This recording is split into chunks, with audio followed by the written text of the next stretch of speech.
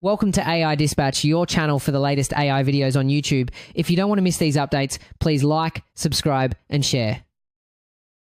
Today's video comes from Peter H. Diamandis. Joining us is Brett Adcock, the founder of Figure. Adcock presents a framework for humanoid robotics that systematically dismantles conventional engineering doctrine. His central thesis: intelligence emerges not from programming complexity, but from data volume. Labor becomes a manufactured commodity rather than a hired service. Energy constraints dissolve through architectural redesign rather than battery capacity increases. What follows is a technical examination of how Figure is inverting the foundational assumptions of both robotics and economic production. Brett Adcock, the founder of Figure, states that building a truly general-purpose humanoid robot requires eliminating code rather than writing more of it. This position directly contradicts the software engineering orthodoxy that has governed robotics for decades. Adcock revealed that Figure recently removed the remaining 109,000 lines of C++ code from their robot's control stack. The industry standard has always been explicit programming. If the sensor sees X, execute motion Y. Adcock's counter-argument centers on a mathematical impossibility inherent to humanoid systems. The foundation of this impossibility lies in physical dimensionality. A robot with 40 motors, where each motor can spin 360 degrees, results in a number of potential states equal to 360 to the power of 40. To establish scale, there are more potential states for the humanoid robot than there are atoms in the universe. Writing enough lines of C++ to account for every one of those states is computationally infeasible. The paradigm shift moves from programming a robot to creating a system zero, a fully learned neural net-based controller where there is literally no traditional code running the robot's body. It's not software, it's intuition born from data. This computational reality leads to an inversion of how we understand skill acquisition across populations. In the human world, if you want to learn to play the piano, you must practice for years.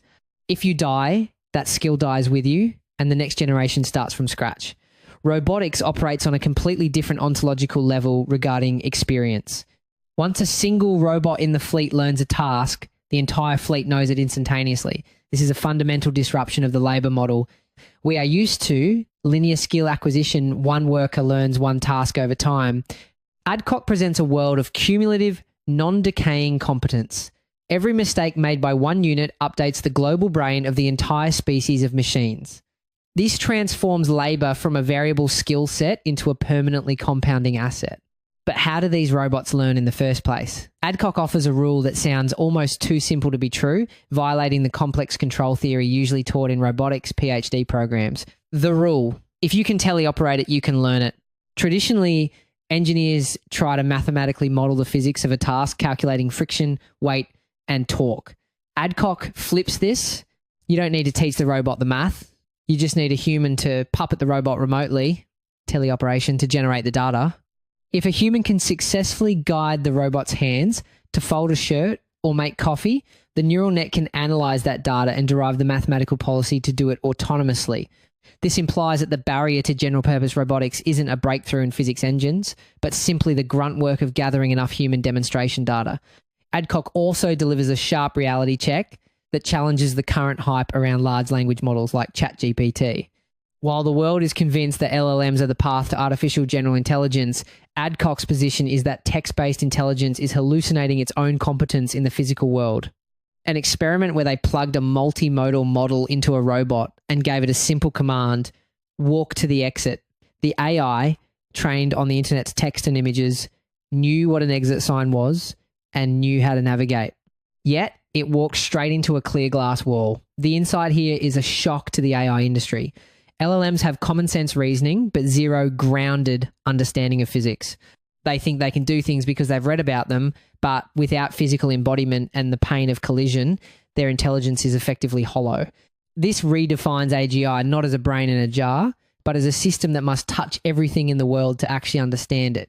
Now, examining the hardware and engineering logic inversions, in the world of electric vehicles and mobile devices, battery life is the holy grail. Consumers and engineers alike obsess over maximizing runtime on a single charge.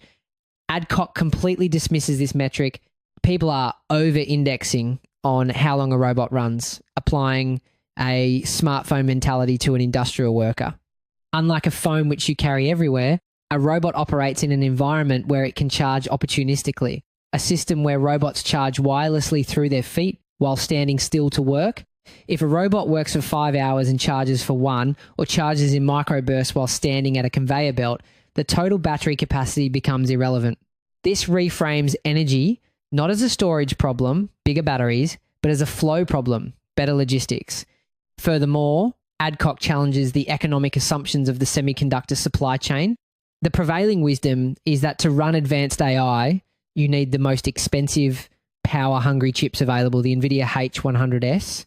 While Figure uses those for training the massive brain in the cloud, the inference, the actual thinking done inside the robot runs on hardware that is 10 to 100 times cheaper and faster. Once the heavy lifting of training is done, the execution policy can be distilled down to run on efficient onboard chips at several hundred hertz. This shatters the assumption that millions of robots will require an impossible amount of high-end energy and computing power to operate in our homes. The intelligence is expensive to create, but surprisingly cheap to run.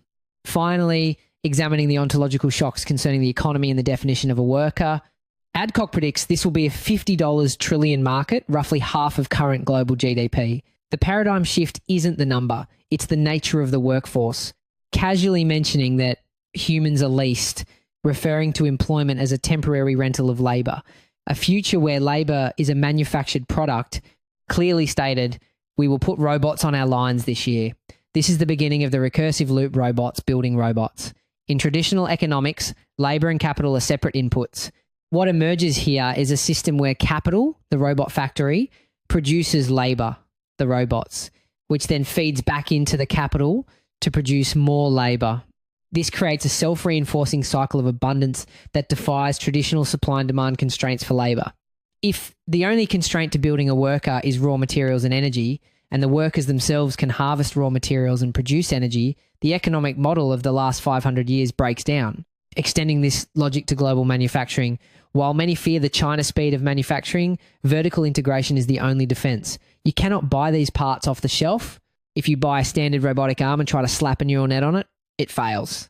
The hardware, the very tendons and sensors must be designed specifically for the neural net. This defies the modular approach of modern tech, where companies assemble components from various vendors. In this new era, if you don't control the atom, you can't control a bit. Adcock's methodology reveals a consistent pattern, systematic rejection of linear improvements in traditional engineering in favour of exponential, data-driven shifts. Not coding better, stopping coding. Not better battery life, changing how energy is consumed. Not hiring more workers, manufacturing them. The question is, if this System Zero approach works and the recursive loop of robots building robots begins, are our economic structures capable of handling a world where labour is no longer a scarce resource? If you're interested in the video featured in this episode, click the link below to watch the original.